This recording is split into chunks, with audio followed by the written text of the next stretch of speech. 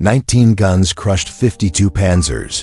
The forgotten stand that broke Rommel EI Alamein 1942. Part 1. The Outpost of Death.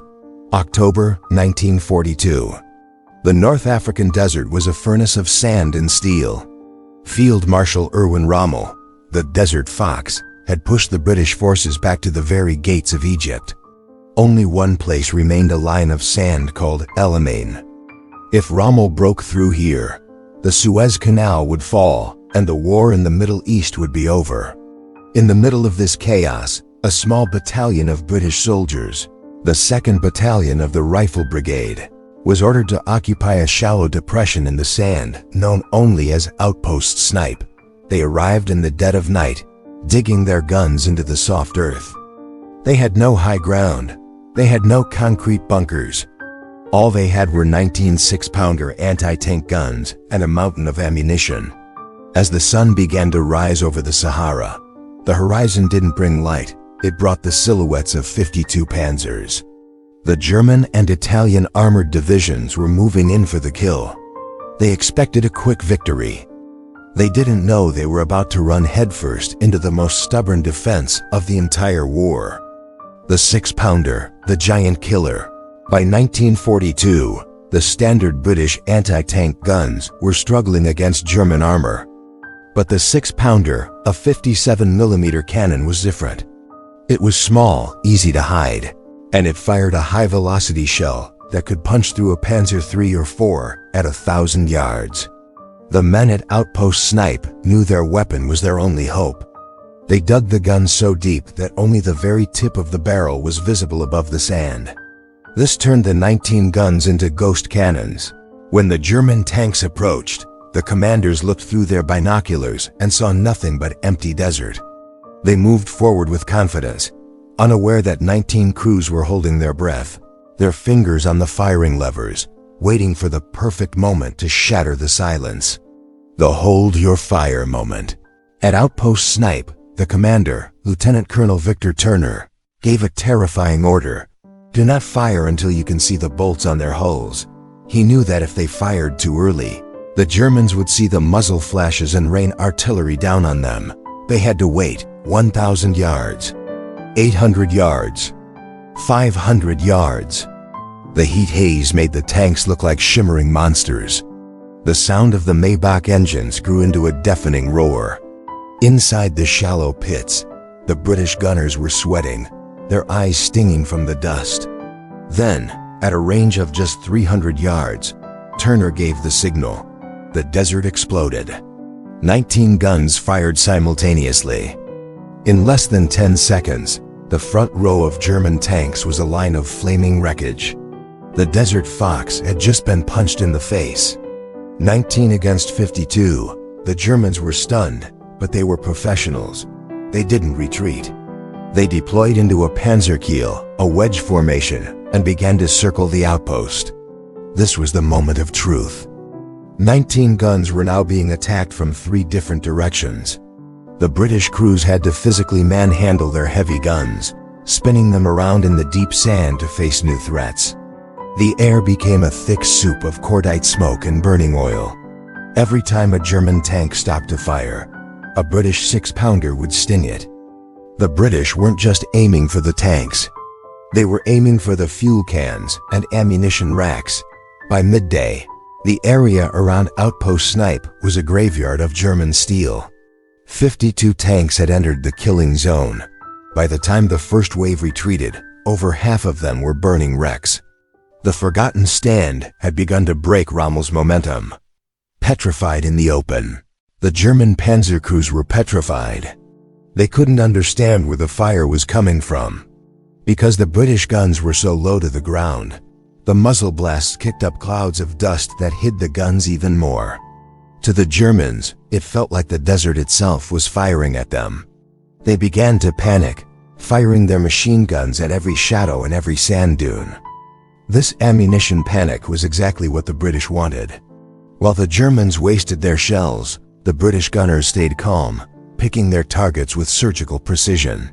They were crushing the Panzers not with numbers, but with discipline and the sheer power of the 6-pounder shell. The legend of Snipe begins. As the first day of the battle came to an end, the 19 guns had done the impossible.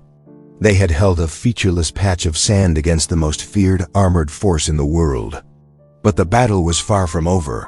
Rommel was furious. He ordered a second, even larger attack for the next morning. The men at Outpost Snipe were low on water, low on shells, and completely surrounded.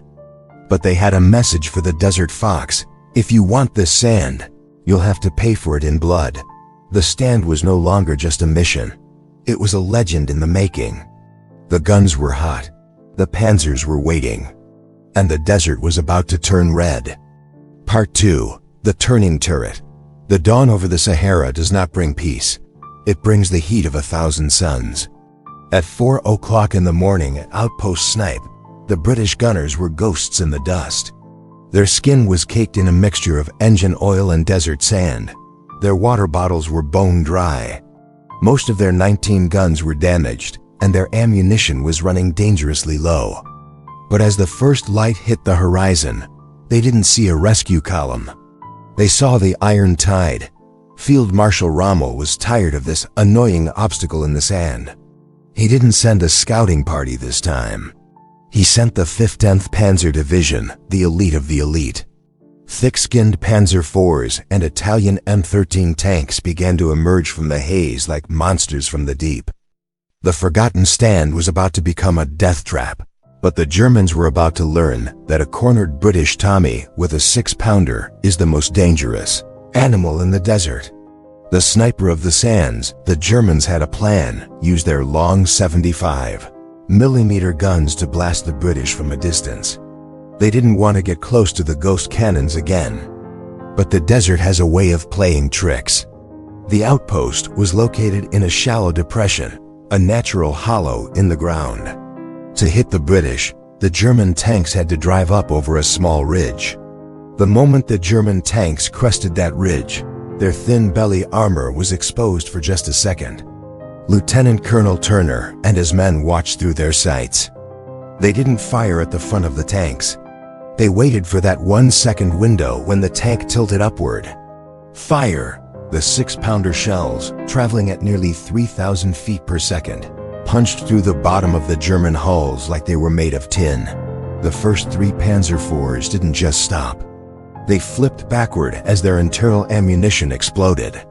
The ridge became a wall of fire that blocked the rest of the German division. The manhandling miracle inside the outpost. The situation was desperate. The Germans began to circle, trying to find a gap in the defense. Because the British only had 19 guns to cover a 360-degree circle, the crews had to perform the dance. When a tank appeared behind them, the gunners didn't have a motor to turn their cannon. They had to grab the trail spades, the heavy steel legs of the gun, and physically lift and swing the 2-ton weapon in the deep, soft sand. Men were screaming, straining their muscles until they popped, while machine gun fire pipped off the gun shields. One crew, led by Sergeant Charles Calliston, managed to swivel their gun 180 degrees in less than 10 seconds to knock out a Panzer that was only 50 yards away. The shell hit the German turret so hard that it sheared the bolts off, sending the turret spinning into the sand. The British weren't just fighting with steel.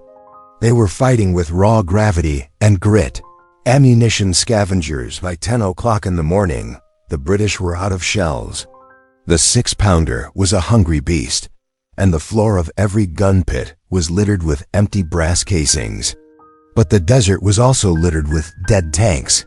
In one of the most insane acts of the battle, British soldiers began to crawl out of their pits under heavy machine gun fire to reach the knocked-out tanks and abandoned British trucks. They were scavenging for leftover rounds.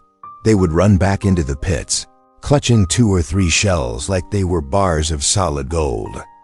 Every shell meant 1 more dead Panzer.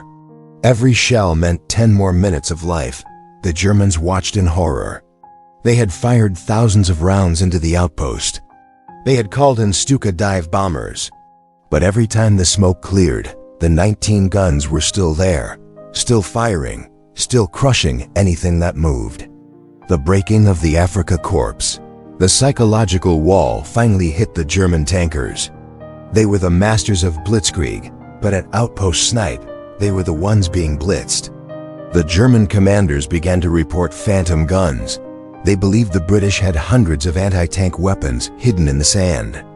They couldn't believe that a single battalion was causing this much damage. Panic started to set in. Italian tank crews began to abandon their vehicles before they were even hit, petrified by the surgical accuracy of the British gunners. Rommel's invincible armor was being broken by 19 guns that were technically forgotten by their own high command. The outpost of death had become a graveyard of ambition. The midday standoff. As the sun reached its peak, the firing slowed down. The desert was silent, except for the crackle of burning rubber and the hiss of escaping steam from destroyed engines. 52 Panzers had started the day. Now over 30 of them were smoking ruins. The British had held. But as Lieutenant Colonel Turner looked at his men, he saw the truth. They were at the end of their strength. The guns were glowing hot, the ammunition was gone, and the Germans were regrouping for one final massive push. The Forgotten Stand was entering its final, most violent chapter. The guns were silent, for now. But the desert wasn't finished with them yet. Part 3, the final round. By 2:00 in the afternoon on October 27, 1942, the desert around Outpost Snipe had become a literal hell on earth. The heat was over 100 degrees. The British gunners had been fighting for over 36 hours without sleep and with almost no water. Their tongues were swollen and their eyes were caked with the black soot of burnt powder. Out of the original 19 guns, only a handful were still functional. Some had been smashed by direct hits. Others had simply melted their barrels from constant firing. But the desert fox, Erwin Rommel, was facing a crisis of his own. He had lost over half of his attacking force to a group of men he could not even see. He realized that if he didn't crush Outpost Snipe now, his entire line at Alamein would collapse. He gathered every remaining Panzer, every Italian tank, and every mobile gun he had left. It was the final desperate throw of the dice. 52 tanks had begun this fight. Now the survivors were coming for the last round. The scavengers lanyard the British were down to their last boxes of ammunition. Lieutenant Colonel Victor Turner knew that if they missed even one shot, the Panzers would overrun their pits. In a moment of pure, desperate genius, Turner ordered his men to scavenge shells from the burning wreckage of their own supply trucks that had been destroyed earlier in the night. Men crawled through the sand, dodging machine gun fire, to pull hot shells out of the flaming debris. Turner himself took command of a gun whose crew had been wounded. Despite being hit in the head by a piece of shrapnel, he refused to leave. He sat in the gunner's seat, his face covered in blood, and waited. When a German Panzer IV approached within 200 yards, Turner didn't use the optics. He looked down the bore of the barrel, aiming the gun like a giant rifle. One shot, one kill. The German tank erupted in a pillar of white fire. It was a message to the Afrika Korps. The Forgotten Stand would not end until the last man was gone. The breaking of the iron tide, the final German assault, was a typhoon of steel. The Panzers charged from the west, while Italian tanks attacked from the south. The British guns were being pushed to their absolute breaking point. Sergeant Charles Calistan, one of the legendary gunners of the battle, was operating a gun with only one other man.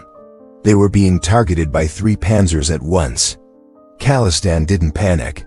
He used the rapid pivot technique, swinging the 2-ton 6-pounder by hand. He knocked out the first tank at 300 yards. He swung the gun 40 degrees and hit the second tank in the side. The third tank, seeing its comrades obliterated in seconds, actually turned around and fled. The German radio intercepts from that afternoon are filled with voices of panic. German commanders were screaming that they were facing heavy anti-tank fortifications. They couldn't believe they were being defeated by 19 guns in a shallow hole. The withdrawal of the ghosts. As the sun began to set, the firing finally died down. The desert was silent. save for the crackling of nearly 40 burning tanks.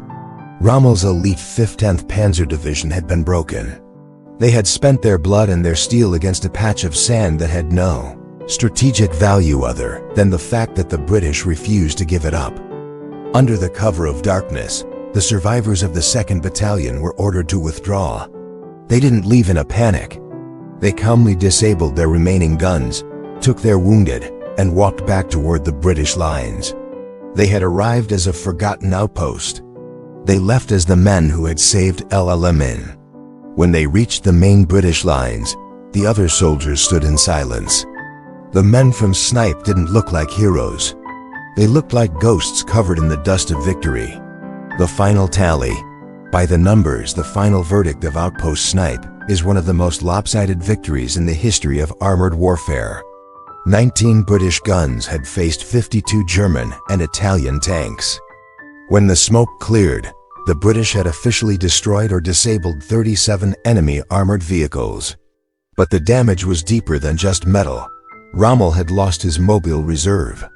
Because he spent his best tanks trying to kill 19 guns at Snipe, he had nothing left to stop the main British breakthrough a few days later. Outpost Snipe was the pivot point. It was the moment the Afrika Korps lost its sting. The Desert Fox had been outthought, outfought, and outlasted by a group of riflemen and a 57mm cannon.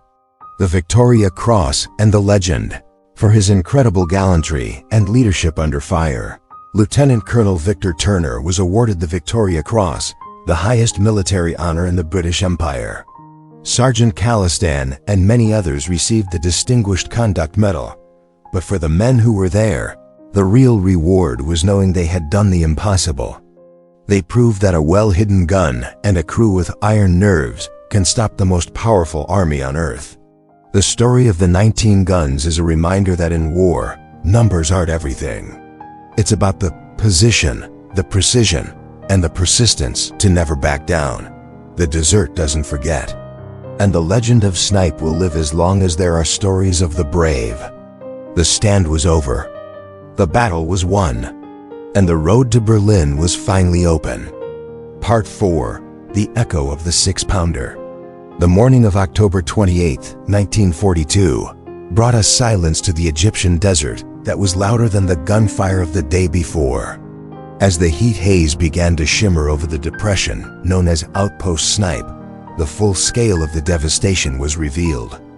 37 German and Italian tanks sat frozen in the sand, their hulls blackened by fire, their turrets twisted like broken toys. The forgotten stand was over, but its impact was just beginning to ripple through the world's high commands.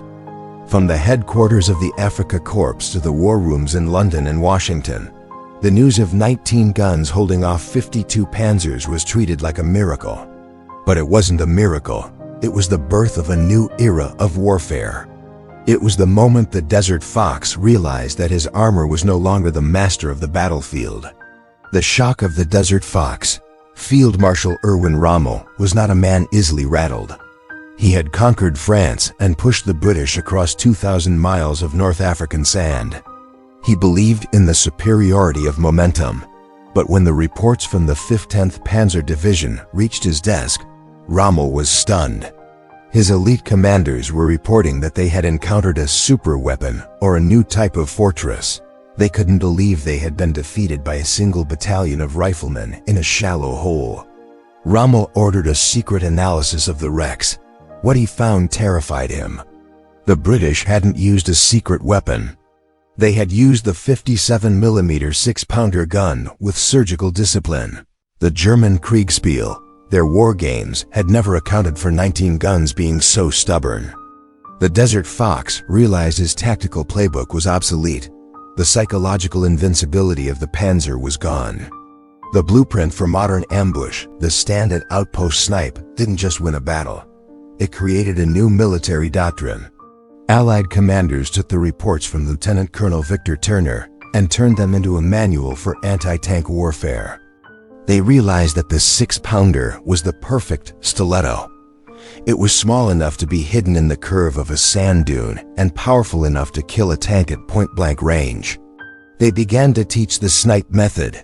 Never fire until the enemy is so close they can smell your cordite. Use the earth as your primary armor. Target the belly and the flank. This philosophy traveled from the deserts of Egypt to the hedgerows of Normandy and the forests of the Ardennes. Every American and British anti-tank crew that waited in silence for a Tiger tank to cross their sights owed their life to the lessons learned in the blood and sand of Outpost Snipe, the strategic collapse of the Afrika Korps. To the world, Alamein was a massive battle of thousands of men. But historians now know that Snipe was the linchpin. Rommel had kept his best tanks in reserve for a final crushing counterattack. When he threw them at Outpost Snipe, he wasn't just trying to take a hill, he was trying to save his campaign. By losing 37 of those tanks to just 19 guns, he lost his strike force. When the main British breakthrough occurred a few days later, Rommel looked for his reserves and found only empty sand and burning iron. He had no choice but to retreat. The 19 guns at Snipe didn't just stop a charge. They burned the bridge behind the German army. They ensured that the Desert Fox would never reach the Suez Canal. They saved the Middle East by holding a patch of ground that didn't even have a name on most maps. The human cost of the wall, we remember the guns, but we must never forget the men. Of the nearly 300 men who occupied Outpost Snipe, over half were killed or wounded. They fought in conditions that would break most modern soldiers: dehydration, extreme heat, and constant, direct artillery fire. Lieutenant Colonel Victor Turner was awarded the Victoria Cross for his heroic leadership. Sergeant Charles Calistan was recognized for his unmatched accuracy. But every man in that pit was a pillar of the wall of steel.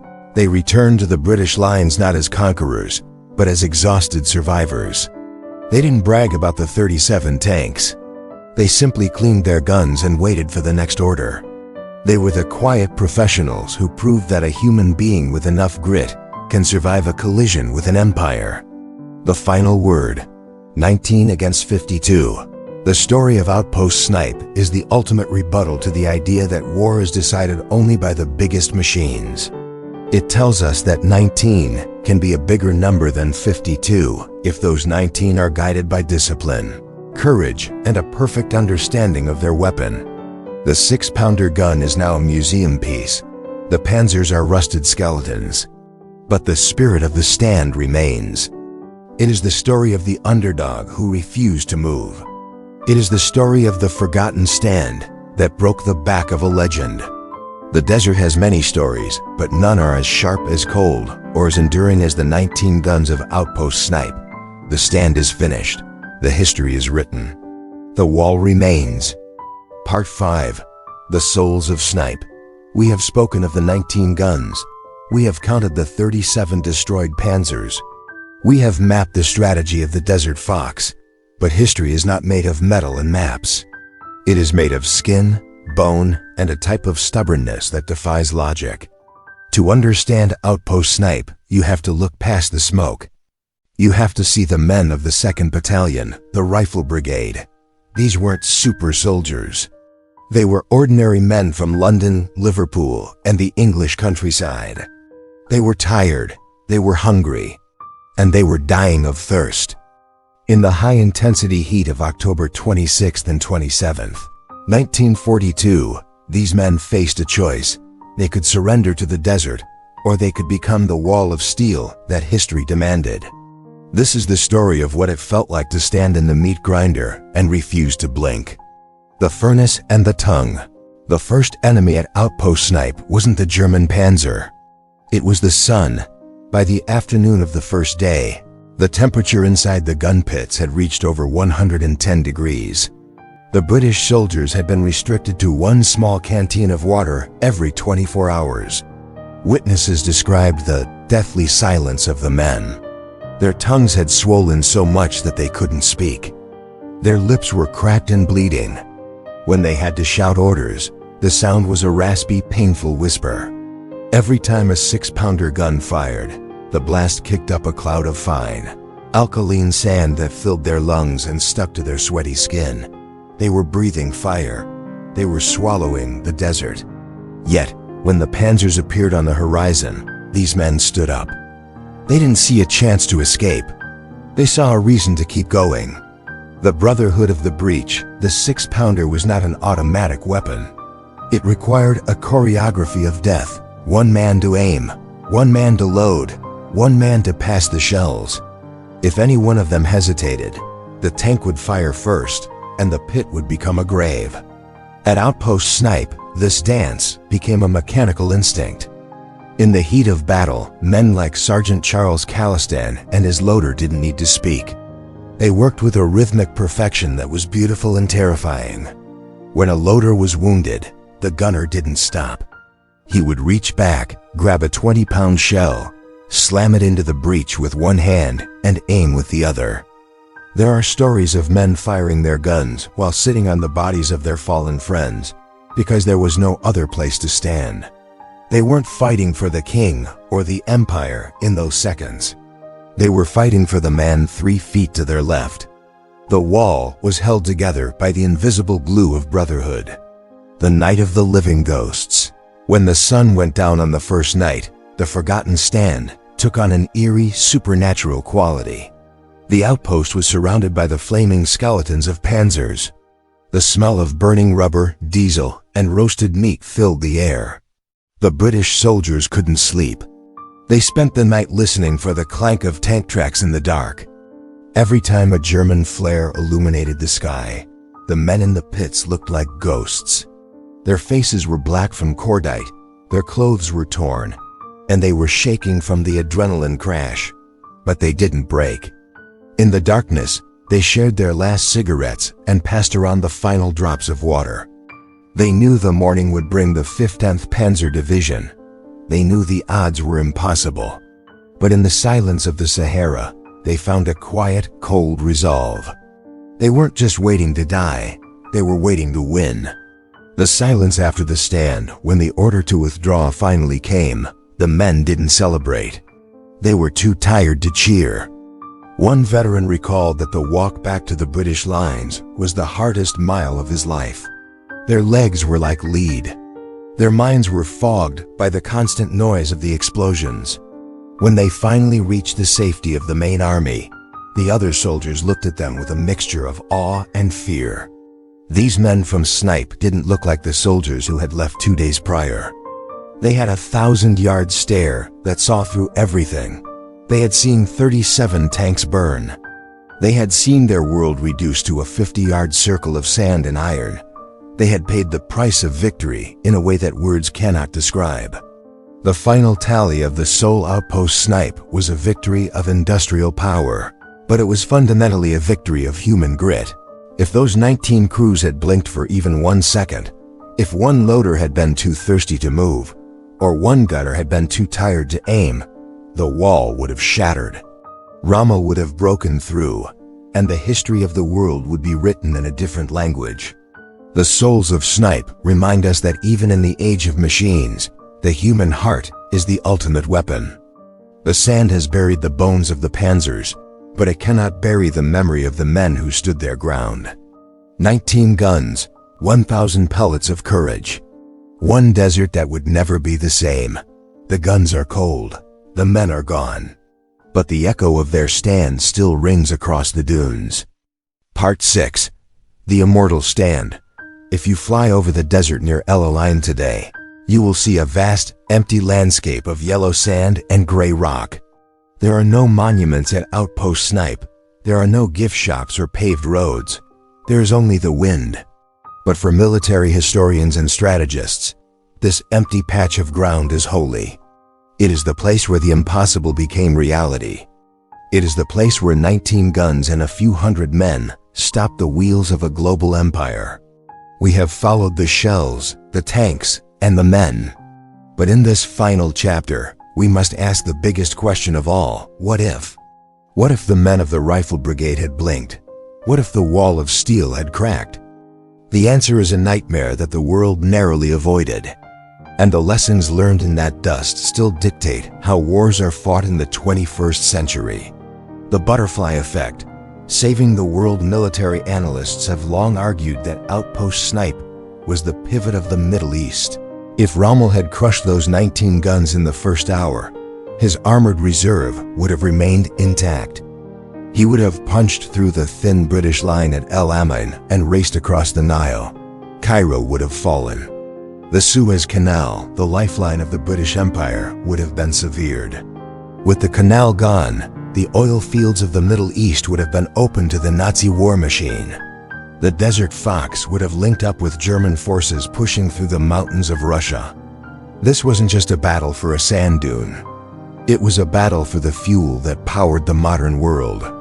The 19 guns at Snipe didn't just save a battalion. They saved the global supply chain of the Allied cause. They stopped a domino effect that could have extended the war for years. The wall of steel was the cork in the bottle of the Nazi Mediterranean dream. The DNA of modern warfare. The 6-pounder is long gone, but its spirit lives on in the hands of modern soldiers. The stand at Snipe proved a fundamental truth that is still taught at West Point and Sandhurst today: the asymmetrical edge. It showed that a small, highly disciplined team, using low-profile technology and perfect positioning, can defeat a much larger, more expensive force. When you see a modern soldier in the mountains of Ukraine or the deserts of the Middle East using a Javelin or AT-OW missile to knock out a multi-million-dollar tank, you are seeing the echo of Snipe. The British gunners in 1942 were the first to prove that the tank is not a god. They proved that armor is vulnerable to a stiletto strike from the shadows. Every modern anti-tank ambush, every kill zone strategy, and every stealth defense manual has the DNA of those 19 guns written into its pages. The ghost of the Rifle Brigade, the 2nd Battalion of the Rifle Brigade, eventually moved on. They fought in Italy. They fought in Germany. They became a legend in the British Army. But the survivors always spoke of Snipe as their longest day. They spoke of it not with the pride of a conqueror, but with the quiet respect of men who had seen the absolute limit of human endurance. For the German veterans of the Afrika Korps, the name Snipe became a synonym for the invisible death. Even decades later, at reunions in Germany, former Panzer commanders would talk about the ghost guns of Alamein. They never forgot the terror of driving into a desert that seemed empty, only to have their world explode in a cloud of tungsten and steel. The wall wasn't just physical, it was psychological. It was the moment the German army realized they had met a foe who simply would not break. The eternal lesson: the man or the machine. As we close this series, we come back to the central mystery of Outpost Snipe. How did 19 guns crush 52 Panzers? The answer isn't in the caliber of the shell. It isn't in the thickness of the gun shield. The answer is in the silence of the weight. It is the discipline to stay hidden when the world is screaming. It is the courage to reload when the enemy is 50 yards away. It is the intelligence to use the earth as a shield. The wall of steel is a human construction. It is built out of the nerves of the gunners and the wisdom of the commanders.